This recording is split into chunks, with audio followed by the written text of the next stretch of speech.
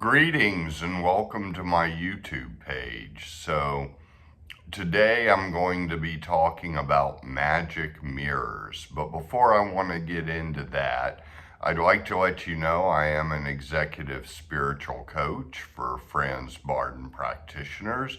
So if you're interested in coaching or you just have questions and comments, feel free, as always, to write me at thegraveyardcowboy@gmail.com. And I also have a digital class out now. The link to it is below in the show notes. And it has to do with emotional release based on the Sedona method. And it's something I used as a complement to Bardonian work with the elements in the Akasha. And it was very helpful and very much went in tandem of steps 3, 4, 5, and 6, which involve a lot of the elements, 3, 4, 5, and 6 in the soul schooling, that is.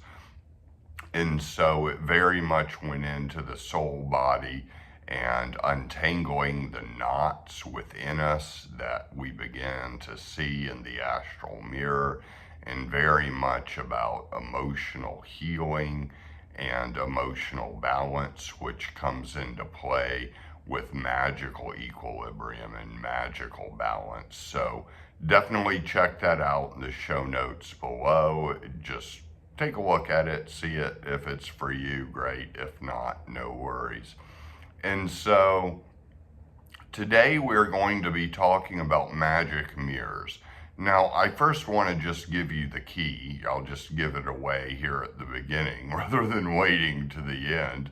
And it's basically when you look at a magic mirror, you want to focus on your own process of viewing. You don't want to look at the mirror or through the mirror. You want to focus on your own process of seeing.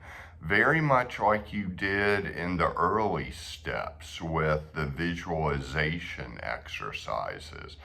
And it's very much like that in just using the magic mirror as kind of a backdrop to it. And so using the magic mirror as a backdrop, but focusing on your own process of viewing. So the focus is on our own energy and our own process of seeing. And you may need to visualize something first and see what comes, and what you visualize, what comes in the magic mirror may be different, but the magic mirror will elucidate it. But don't get lost now in just looking at the magic mirror, because then you just be examining it like a shopper at a store or something. And so that is the challenging part. The magic mirror is just the backdrop to it all.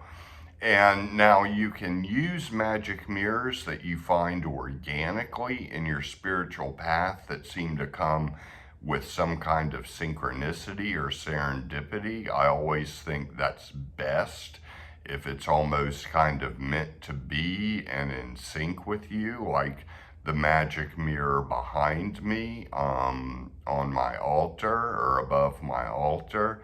That came to me organically in my path, so I have used it. And it's a fairly normal mirror, but I can use it as a magic mirror if I focus on my own process of viewing and simply use it as a backdrop. Now, I also think it could be helpful to experiment with different kinds of mirrors, more than one in the beginning. You could order a crystal ball off Amazon.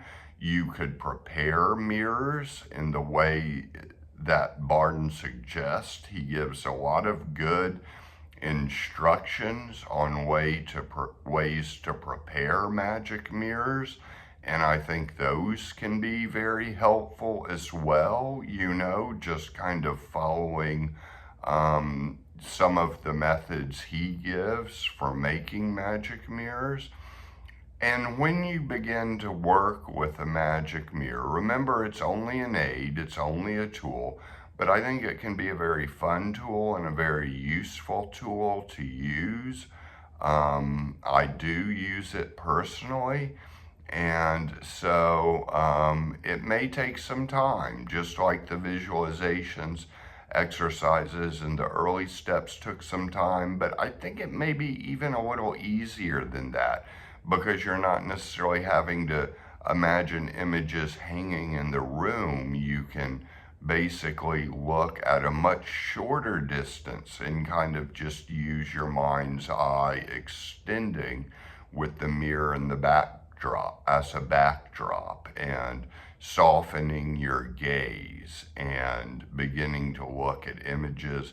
And you can go through the images. You can go through the magic mirror, or you can go into the images and through the magic mirror. So it can be a way to project yourself and to do some travel in time, or some travel to another place and get lost and surrender to the vision that comes.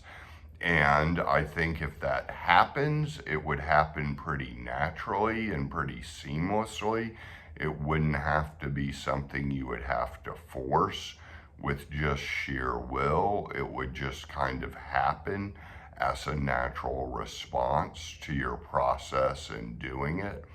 I think using it as a TV set, not to log on to television, who wants to do that these days, but to actually see what's going on in different places, or maybe even different times in history. Now, that use of it can be a little harder to attain. I would first just get in the habit of being able to see images and visions and using it as a backdrop and seeing what comes. It can be a very playful process, a very experimental process, and it can lead to a lot of things. And you may find that the different uses Barden gives of a magic mirror, some of them may come easier than others. You may become a kind of specialist in some, as Barden suggests. You don't have to master all the abilities. You can choose what to specialize in. And so that can definitely happen, and see where your energy is going and what calls to you. Always focus on what calls to you and what is calling to you personally, and see how that unfolds with the magic mirror. But remember, it's just a tool, it's just an aid. It can be a very great aid. It can be very fun to play with.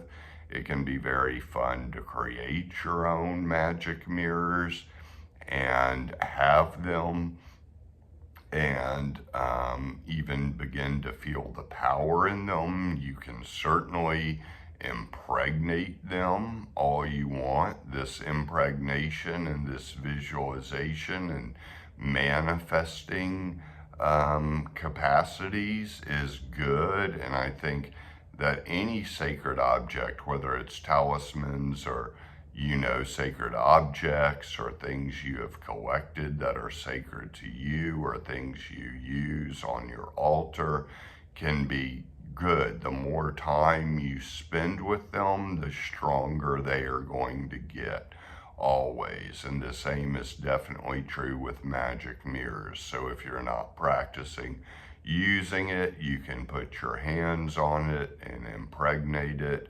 and give it conscious intent to be yours and to work with you. Make it your own. Make it your own.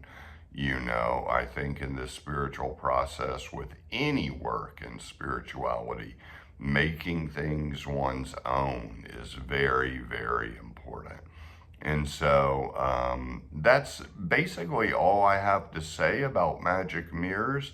This is a shorter video, but if you have follow-up questions, feel free to write me, and definitely check out that digital class. And I wish all of you many blessings, and my prayers are with all of you, and thanks so much for watching.